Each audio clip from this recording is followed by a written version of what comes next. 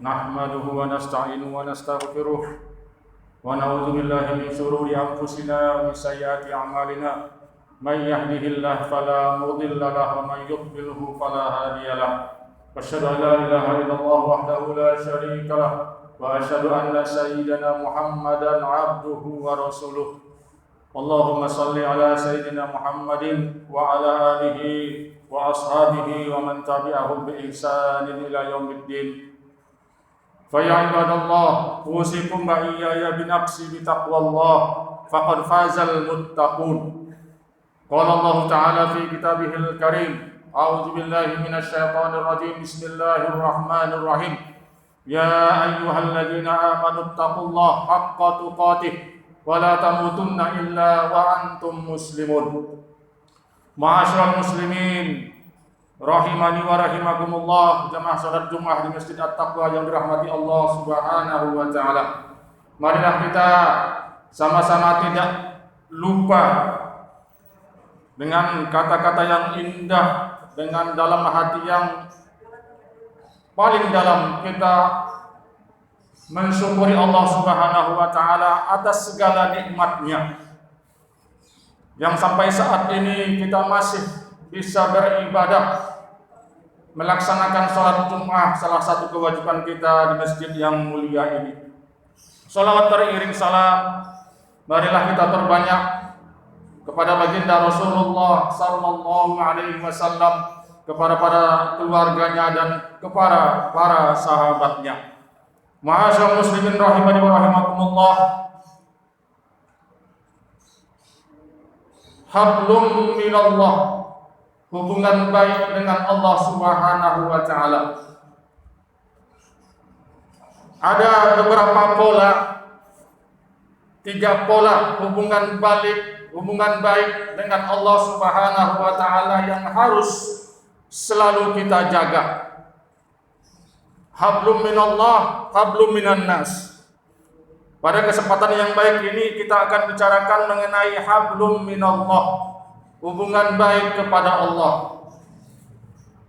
Boleh jadi keadaan kita yang saat ini mungkin dalam keadaan yang tidak menyenangkan, baik itu dari segi mungkin juga musibah-musibah yang terus kita rasakan sampai saat ini, atau juga mungkin masalah pribadi kita, masalah ekonomi kita, masalah keluarga kita dan masyarakat kita.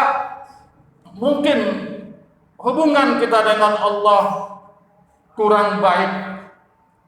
Hablum minallah kita.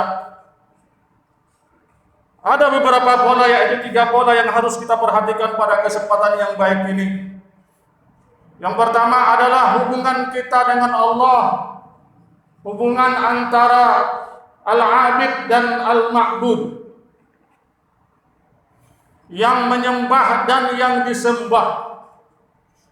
Allah sebagai yang al-ma'bud, yang disembah, dan kita yang menyembah Allah Subhanahu wa taala.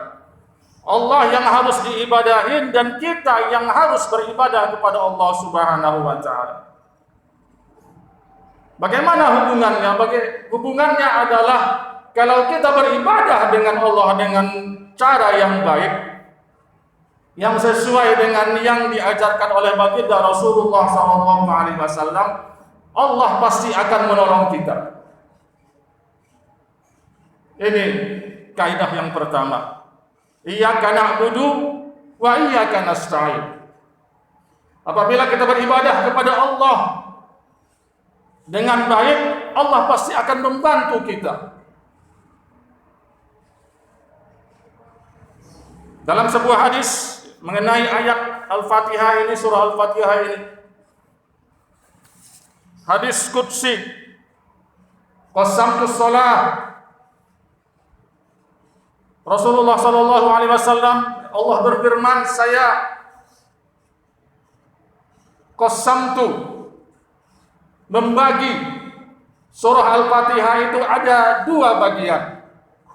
Sedangkan bagian yang kedua, fa idza qala al-'abdu, kata Allah Subhanahu wa taala, iyyaka na'budu wa iyyaka nasta'in, hada baini wa baina abdi wali abdi ma sa'ala.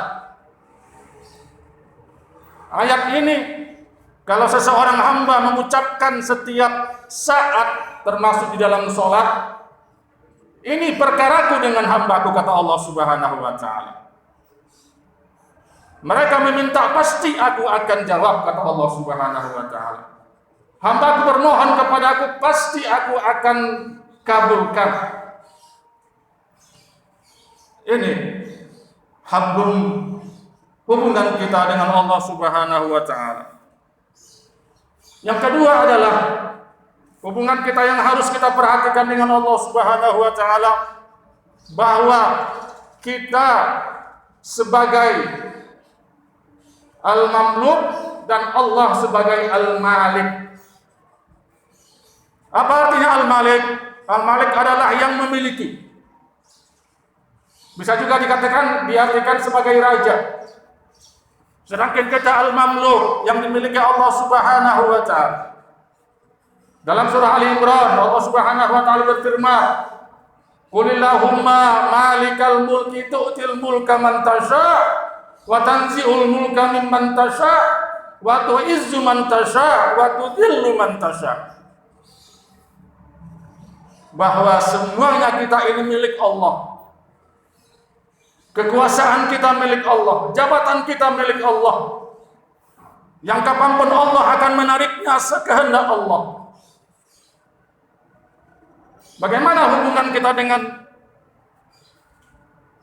poin yang kedua ini? Bahwasanya semua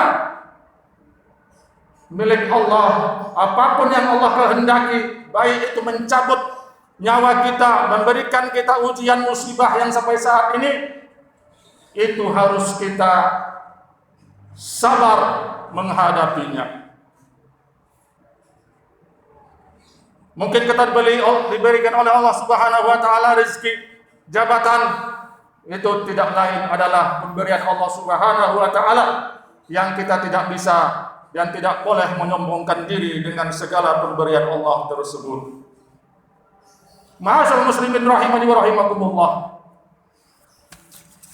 Adapun hubungan yang ketiga, yaitu antara al-khaliq dan al-makhluk. Al-khaliq adalah yang menciptakan, al-makhluk adalah yang diciptakan. Allah sebagai al-khaliq dan kita sebagai al-makhluk. Apa pelajaran yang bisa kita ambil dengan poin yang ketiga ini? Bahwasanya Allah menciptakan kita dengan sebaik-baik bentuk.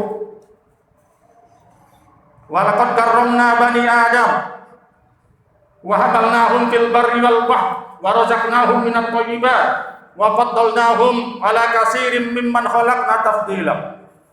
Kami telah muliakan anak Adam, cucu-cucu Adam, manusia, dan kami bawa mereka dalam kehidupan di laut dan di darat, dan kami berikan rezeki kepada mereka, rezeki yang baik-baik, dan kami muliakan mereka dengan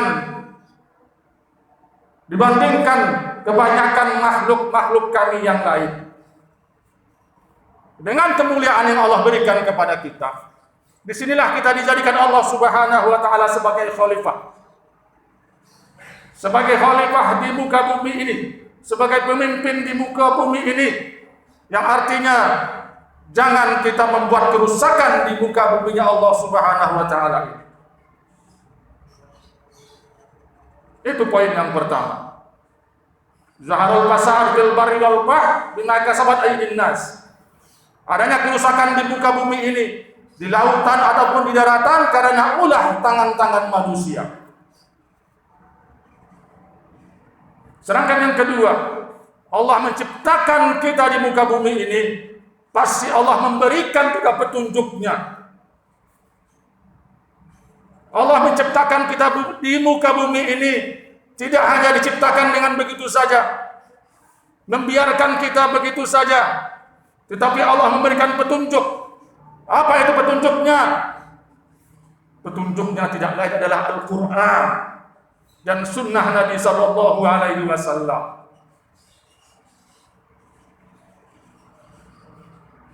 Kalau kita mengingkari petunjuk itu, berarti kita kufur kepada Allah Subhanahu wa Ta'ala.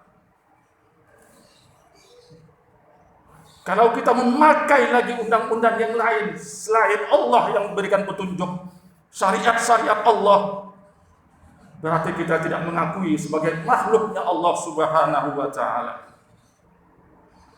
Inilah yang sering, yang salah kita artikan.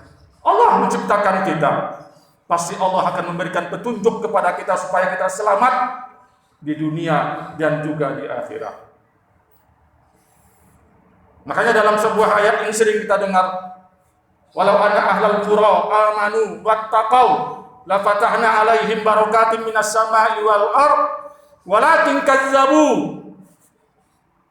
fa akhadnahum bima kanu yaksibun.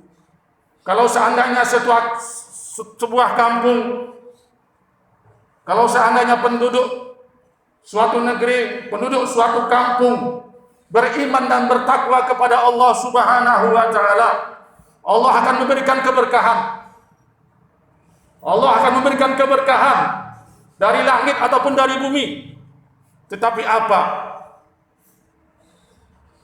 Tetapi mereka mendustakan ayat-ayat kami. Walakin kazzabu. Walakin kazzabu fa akhadnahum bima kanu yaksibun. Tetapi mereka mendustakan ayat kami. Mereka tidak mau memakai Al-Quran kami. Mereka katakan bahwa Al-Quran itu ada yang salah. Mereka katakan bahwa kalau kita berdalil dengan Al-Quran, mereka katakan radikal. Mereka katakan tidak NKRI. Fa'akhadnahum bima kanu yaksibun. Ingat, Allah akan memberikan balasannya, baik itu merupakan musibah ataupun azab, karena perbuatan-perbuatan yang telah kita lakukan. 3 poin ini, marilah kita sama-sama menghayati bahwasanya kita di muka bumi ini tidak lain adalah seorang hamba yang harus beribadah kepada Allah, hamba yang memiliki bahwasanya semua, baik itu harta kita, diri kita, keluarga kita, bangsa kita ini adalah milik Allah Subhanahu wa Ta'ala. Dan juga kita harus memahami bahwa Allah menciptakan kita di muka bumi ini sebagai khalifahnya, yang mana kita harus menjaga dunia ini, menjaga bumi ini. Dan juga Allah telah memberikan rambu-rambunya, Allah telah memberikan syariatnya. Dengan syariat ini pasti kita akan bahagia dunia dan akhirat. Jangan kita selewengkan, jangan kita bantah apa yang ada dalam Al-Quranul Karim dan sunnah baginda Rasulullah SAW. Kalau sempat kita bantah, innal ladzina yakfuruna bi ayatillah wa yaqtuluna an-nabiyina bighairil haqq wa yaqtuluna alladzina ya'muruna bil qisti minan nas fabashshirhum bi adzabin alim. Sesungguhnya orang-orang yang kufur terhadap ayat-ayat Allah, ingkar terhadap ayat-ayat Allah, mengatakan ayat-ayat Allah itu tidak relevan lagi dengan keadaan sekarang, fabashshirhum bi adzabin alim, maka beri kabar gembira kepada mereka dengan azab yang sangat pedih, kata Allah Subhanahu wa Ta'ala. Na'udzubillah summa na'udzubillah. Ma'asyiral muslimin rahimani wa rahimakumullah.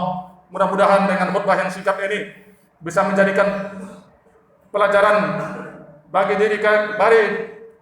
diri saya sendiri dan juga kepada kita semua. Marilah kita benar-benar menjadi hamba Allah, hamba yang muttaqin, hamba yang mukminin.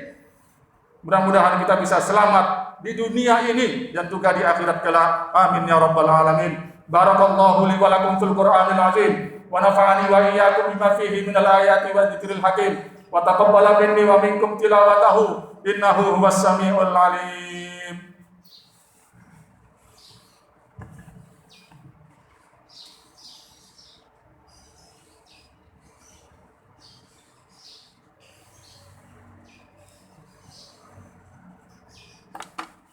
Alhamdulillahilladzi hadana li hadza wa ma kunna linahtadiya laula an hadana Allah. Asyhadu an la ilaha illallah wahdahu la syarika lahu wa asyhadu anna sayyidina Muhammadan abduhu wa rasuluh. Allahumma salli ala Sayyidina Muhammad wa ala ali Sayyidina Muhammad. Faya ibadallah usikum wa iyaya binafsi bitaqwallah wa ta'atihi la'allakum tuflihun. Baiklah, di khutbah yang kedua ini mari kita berdoa kepada Allah Subhanahu wa taala. Setelah kita ikhtiar, tidak lain kita harus berdoa. Doa silahul mukmin, doa ini adalah senjata orang yang beriman. Kalau kita cuma ikhtiar tidak berdoa, kita termasuk orang-orang yang sombong. Dan juga kalau kita cuma berdoa, tidak ada ikhtiar, tidak ada usaha, kita termasuk orang-orang yang malas, orang-orang yang tidak ada gunanya di sisi Allah Subhanahu wa taala. Mari kita berdoa kepada Allah, mudah-mudahan kita dipanjangkan umur, kita diberikan kesehatan, kita dijauhkan dari segala mara bahaya, dan kita dijadikan hamba Allah yang benar-benar mengikuti syariat-syariat yang Allah berikan kepada kita tanpa ada perlawanan, tanpa ada pertanyaan, dan tanpa ada penyelewangan sedikit pun dengan syariat-syariat yang Allah berikan kepada kita. Supaya kita tidak lain adalah supaya kita bahagia di dunia ini. Allah Maha Ar-Rahman, Allah Maha Ar-Rahim, pengasih dan penyayang dengan apa? Dengan Dia berikan petunjuk-petunjuknya. Dia turunkan syariat-syariatnya. Apa itu syariatnya? Al-Quran. Apa itu syariatnya? Melalui hambanya Nabi SAW, sunnah-sunnahnya, hadis-hadis beliau. Inilah jalan lurus, jalan yang harus kita ikuti kalau kita mau selamat di dunia dan akhirat. Kenapa? Karena kita ini diciptakan oleh Allah Subhanahu wa taala. Karena kita ini milik Allah. Makanya harus kita mengikuti syariat-syariatnya. Ar-Rahman Ar-Rahim, Dia sayang kepada kita. Tidak hanya kita dibiarkan hidup begitu, diciptakannya dengan begitu aja, tanpa ada syariat, tanpa ada tuntunan. Nah, inilah Allah Subhanahu wa taala yang sering kita sebut Ar-Rahman Ar-Rahim. Berapa kali kita baca Ar-Rahman Ar-Rahim, tetapi kita tidak mengerti apa maksudnya Ar-Rahman Ar-Rahim itu. Apakah cuma Dia memberikan rezeki kepada kita? Tidak. Allah menciptakan kita, Allah juga memberikan kepada kita petunjuk supaya hidup di dunia ini bahagia. Di dunia bahagia, insya Allah kita juga bahagia di akhirat. Allah tidak mau kita bahagia di akhirat doang, tidak bahagia di dunia. Allah mau kita bahagia di dunia dengan mengikuti petunjuknya. Insya Allah setelah kita bahagia di dunia, kita juga insya Allah bahagia di akhirat. Innallaha wa malaikatahu